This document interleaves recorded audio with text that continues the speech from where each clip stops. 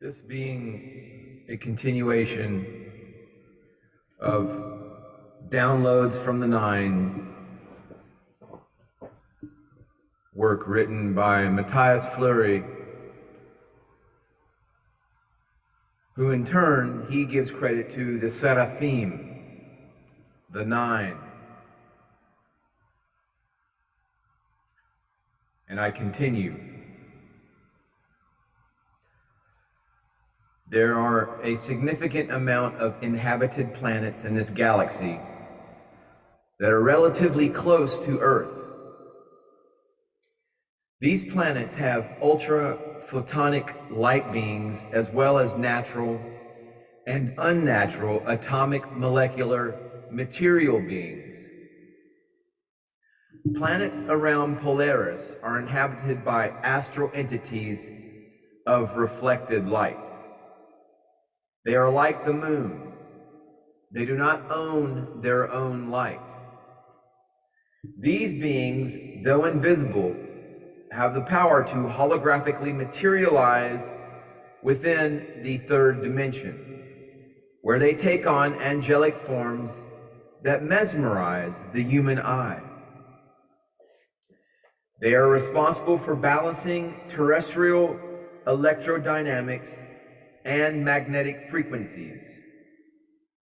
On some occasions, they have guided the human race through the evolutionary processes, but things have changed in the present. Although many of them were biblical, Vedantic, Mayan, or Aztec beings, amongst others, they are not highly evolved beings. In the midst of their great authority, many were flooded by darkness. They commanded humanity to call them gods, and ruled and dominated men. They became accustomed to being worshipped.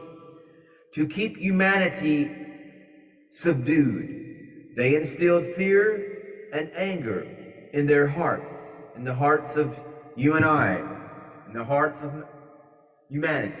In this way, they have been enslaving humankind from time immemorial. That's a long time, folks. Many humans escaped the subterranean darkness implanted on Earth and hid. But the slavery imposed by the shadow is like an appalling disease that spreads slowly to every corner and strangles the heart of even the saintliest. These beings appear to have light. Nevertheless, they can be recognized by their anger and preference for skin color and sex.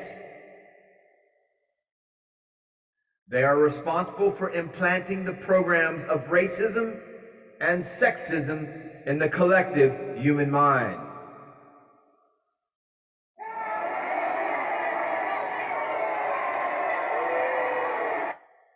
They may offer help in critical moments, and sometimes it seems like they fight darkness, but their help is useless because they can only access the three-dimensional astral plane. They can only combat entities in the lower dimensions, and with the use of the nebulous power, they combat darkness with darkness, and this only creates more of it.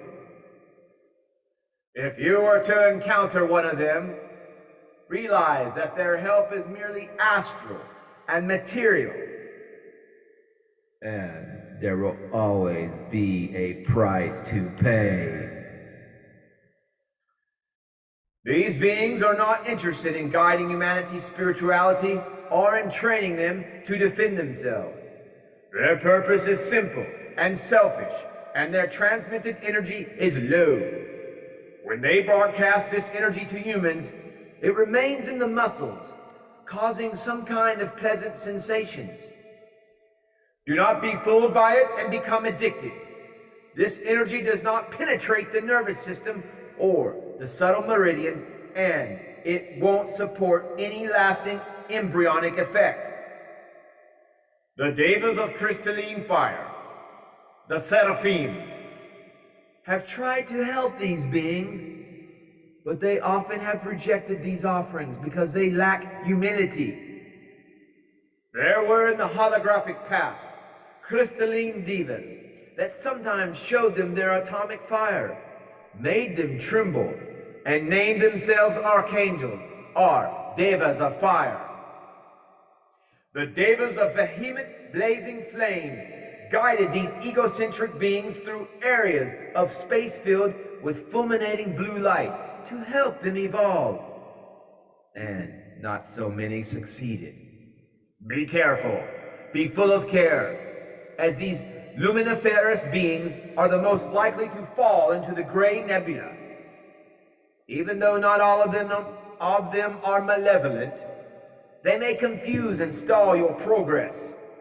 At the time of death, they have the ability to embed the egoic personality to the soul and guide it along three-dimensional astral paths that are fascinating at first, but utterly dull at the end. And you will also become their servant. Reject them, or else your spiritual growth could experience a lag within a sub-universal limbo. The most powerful corporeal beings seen in the third dimension by prophets, seers, yogis, etc., are fifth-dimensional beings that inhabit the parallel three-dimensional areas of Sirius, Arcturus, and the Pleiades. Arcturus, being the constellation inhabited by the most advanced beings, has helped Earth on many occasions and continues to do so.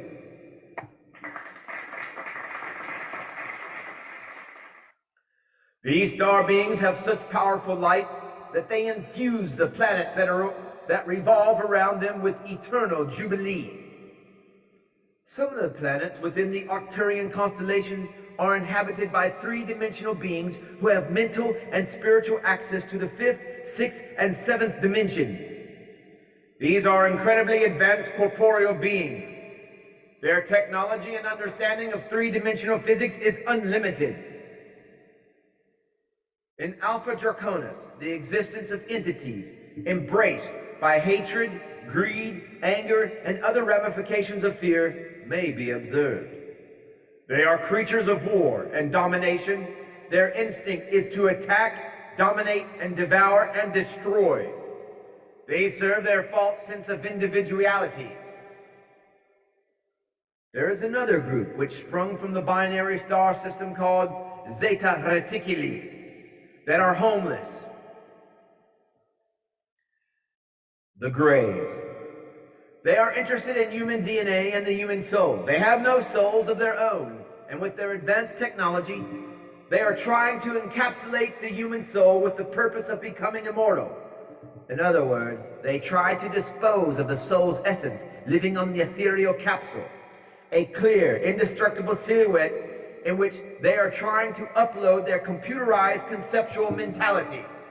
This procedure needs more research, and it has been unsuccessful every time. I know that what we propose here may sound far-fetched, and maybe it is. Nevertheless, it will remain real to those who believe in this dream.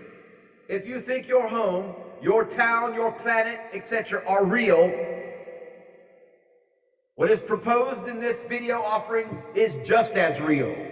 Hit the subscribe button, leave this video a thumbs up if you agree that this video information dissemination is quite real as your third-dimensional ego illusion.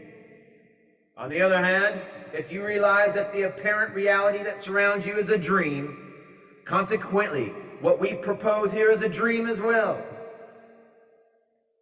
Please, stay tuned for further video offerings from the Umbanda New Earth Ashram for compassion, strength, and the apparent reality that surrounds you, and revealing it for the ego illusion that it truly is, unless you're connected to Source and to this channel. Namaste, Namaskaram.